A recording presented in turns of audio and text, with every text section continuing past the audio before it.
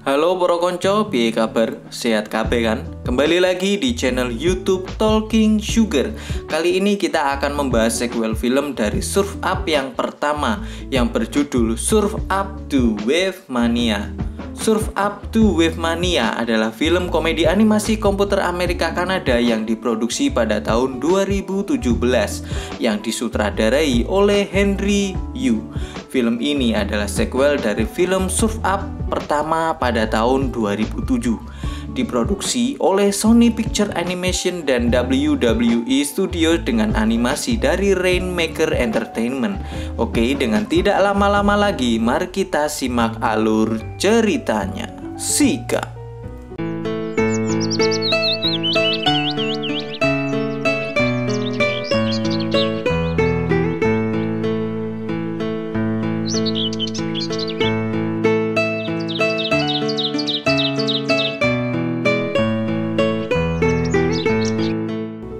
Ceritanya bermula ketika 2 tahun setelah peristiwa Surf Up yang pertama.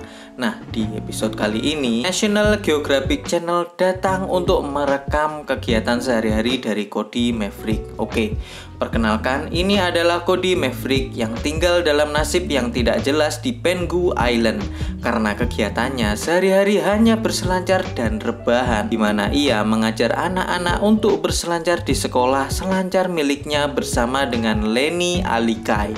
Sekarang Lenny ini adalah istri dari Cody dan juga saingannya yaitu Tank Evans yang juga memiliki sekolah selancar sendiri. Sedikit penjelasan ya, turnamen yang dilaksanakan pada film yang pertama dimenangkan oleh Chicken Joe. Oke, bagi yang belum mengetahui alur ceritanya, bisa klik link di deskripsi ya. Sebagai hasil dari memenangkan turnamen peringatan Big Z, Chicken Joe kini telah menjadi peselancar terkenal di dunia dan sering tampil dalam kompetisi di seluruh dunia. Karena kangen dengan Cody dan Lenny, Chicken Joe rela meninggalkan tur dunianya untuk mengunjungi Pulau Pengu dan ia membawa oleh-oleh berupa poster dari The Hang Five. Ia berkata kepada Joe bahwa Hang Five merupakan idolanya semenjak ia masih kecil. Lalu Cody curhat dengan Lenny bahwa ia sempat iri dengan Joe. Namun Lenny menguatkan Cody agar tidak putus asa. Aslinya Lenny ini takut apabila ditinggal oleh Cody. Secara ia adalah istrinya. Oke, lanjut. Pada saat yang sama, The Hang Five, tim peselancar ekstrim dan pencari sensasi yang terdiri dari berang-berang laut Mr. McMahon, Penguins GC atau John Cena, The Undertaker, Hunter atau bisa disebut Triple H, dan Paige, dan penyiar mereka yaitu bernama Sigul, tiba di Pulau Pengu. Cody yang mengetahui hal itu sangat antusias dalam menyambutnya karena Cody adalah penggemar berat mereka sejak kecil. Dia mengundang seluruh tim ke tempatnya dan mengadakan pesta untuk menyambut kedatangan mereka. Di pesta tersebut, Mr. McMahon mengungkapkan bahwa tim akan melakukan perjalanan ke tempat selancar mistis yang disebut The Trench untuk menaiki ombak setinggi 50 kaki dengan kata sandi RTL. Dan selanjutnya ia mengungkapkan kepada timnya bahwa dia sebentar lagi akan pensiun. Selain hal itu, tujuan ia datang ke Pulau Pengu adalah untuk mencari penggantinya. Setelah Mr. McMahon dan Paige memilih Lani karena kemampuannya dalam menyelamatkan anak kecil di scene kemarin, Cody yang tak mau kalah meyakinkan John Cena dengan menunjukkan keahliannya dalam berselancar. Sedangkan Tank meyakinkan Hunter dengan trofi pencapaiannya. Mereka berlomba-lomba untuk merayu McMahon supaya dijadikan pengganti potensial untuk dirinya. Undertaker yang tak mau kalah, ia secara acak memilih Chicken Joe untuk menjadi kandidat penerus McMahon. Setelah semua itu selesai, kelompok itu kemudian meninggalkan pulau dengan mengendarai seekor ikan paus. Setelah mendekati garis pantai yang tidak diketahui, mereka melanjutkan perjalanan ke tempat yang menurut saya ya ini agak mistis ya tempatnya. Setibanya di gurun pasir laut, McMahon mengajak mereka untuk balapan selancar di tempat tersebut. Siapa yang sampai duluan ialah yang akan menjadi pemenangnya, dan yang kalah nanti akan diberikan suatu hukuman.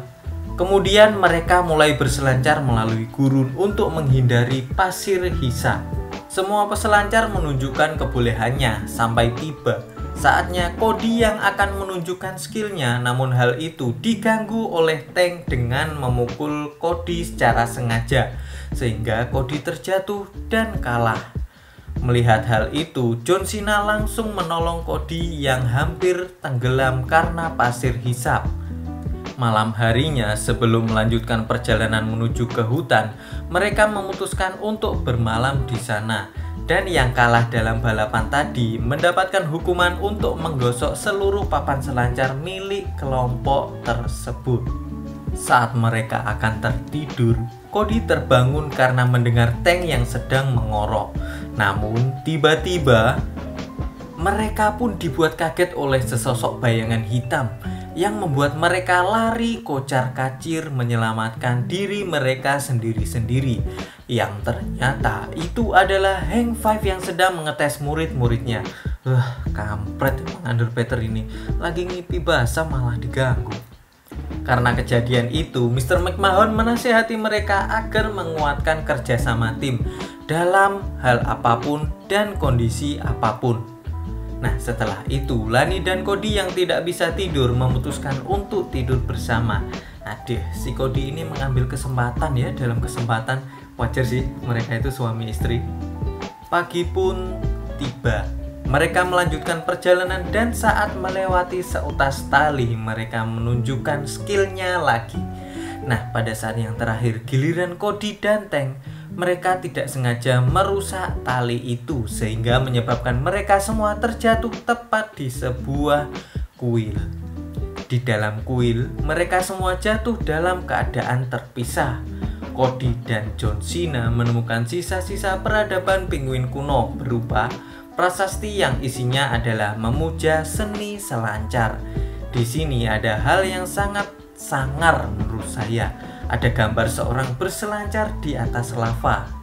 Di lain ruangan, Lenny, Paige, Joe, serta Underpeter sedang berhati-hati dalam menelusuri kuil tersebut.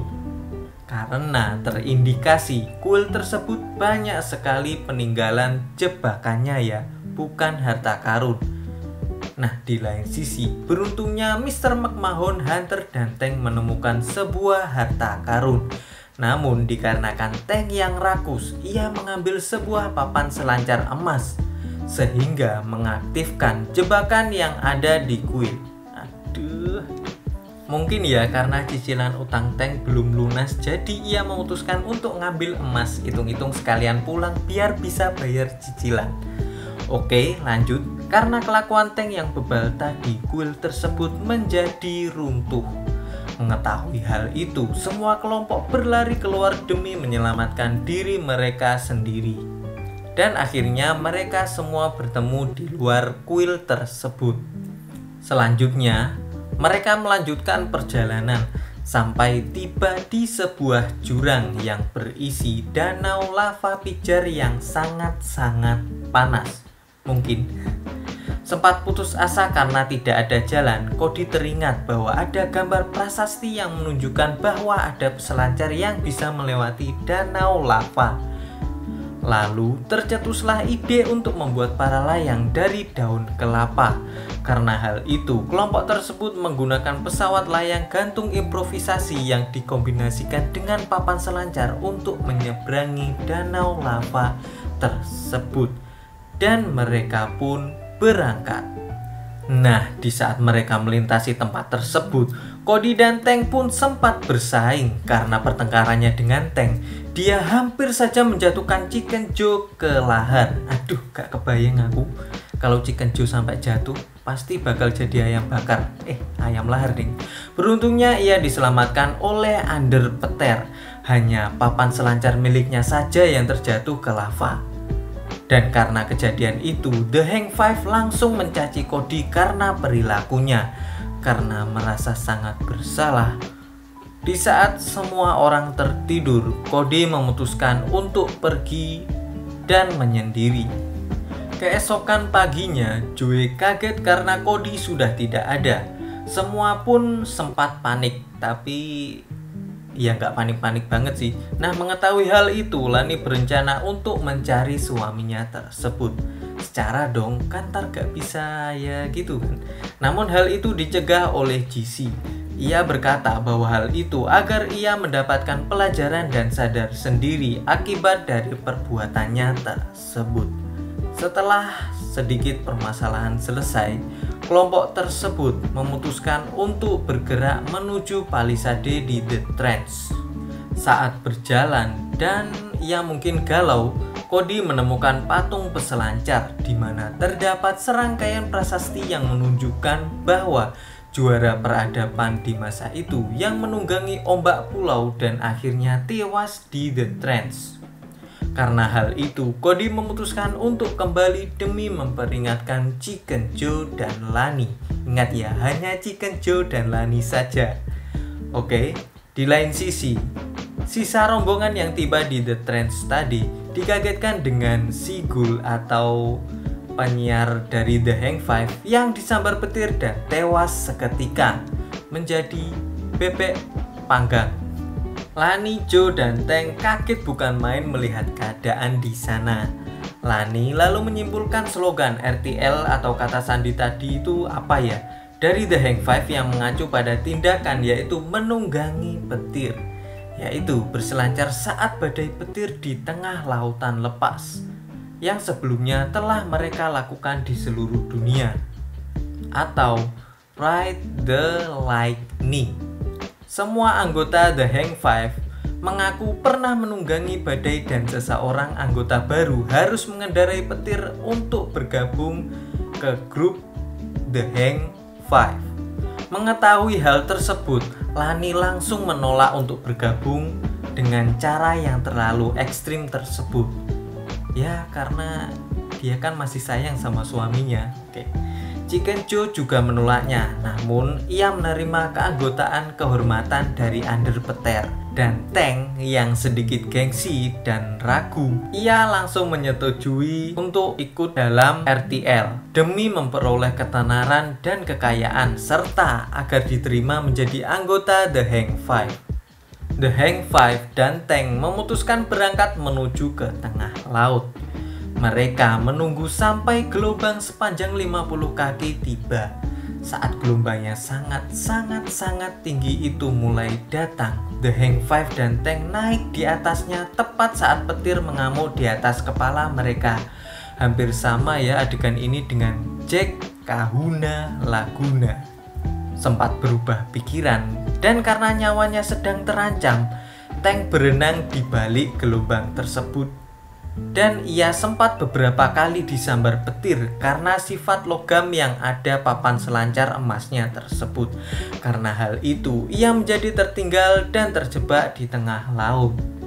Sementara The Hang Five terus melakukan atraksi di antara petir yang menyambar. Undertaker yang tidak waspada tersambar petir dan jatuh ke air. Dia diselamatkan oleh Page dan GC. Dan McMahon juga Hunter hampir saja tewas tertabrak The Trench. Undertaker langsung dibawa ke garis pantai di mana jantungnya ditemukan telah berhenti berdetak. Chicken Joe yang tidak terima langsung mengambil ubur-ubur. Undertaker kemudian dihidupkan kembali oleh Chicken Joe menggunakan sengatan ubur-ubur tepat berada di jantungnya. Teng yang masih terjebak di laut dan hampir mengenai The Trench langsung diselamatkan oleh Cody dengan menggunakan papan selancar temuannya. Papan selancarnya itu di bawah laut ya. Oke. Saat menuju hilir pantai dan akan menabrak karang, GC langsung menyelamatkan mereka berdua. Cody pun selamat, namun Teng sedikit terluka. Kelompok itu menyaksikan Cody menyelamatkan Teng yang kembali. Dan Hunter memaksa Teng untuk berterima kasih kepada Cody dan meminta maaf. Nah, karena hal itu, Cody dan Teng menjadi dekat dan bersahabat. Atas tindakan heroiknya tadi, Tuan McMahon mengundang Cody untuk bergabung dengan The Hang Five. Namun, hal yang tak diduga, ia menolak hal tersebut karena dia sadar dia itu punya istri dan tidak mau meninggalkan teman-temannya serta anak didiknya di Pulau Penghu. Nah, Mr. McMahon pun terkesan dengan hal itu dan ia memutuskan untuk menunda masa pensiunnya dan tetap bersama tim untuk melakukan hal gila lainnya. Kali ini yaitu menunggangi badai tsunami. Dan setelah adegan tersebut, di akhir scene yaitu semua anggota The Hang Five termasuk semua aktor tadi memutuskan untuk bergabung dan mendirikan sebuah sekolah selancar yang bernama Sekolah Selancar Penghu. Dan film pun tamat. Oke, ending yang terlalu manis ya buat saya. Nah ya teman-teman, terima kasih sudah menonton ulasan film dari saya. Saya segenap kru dari Talking Sugar mengucapkan banyak terima kasih. Saya undur diri dulu dan salam yang manis-manis. Sikat.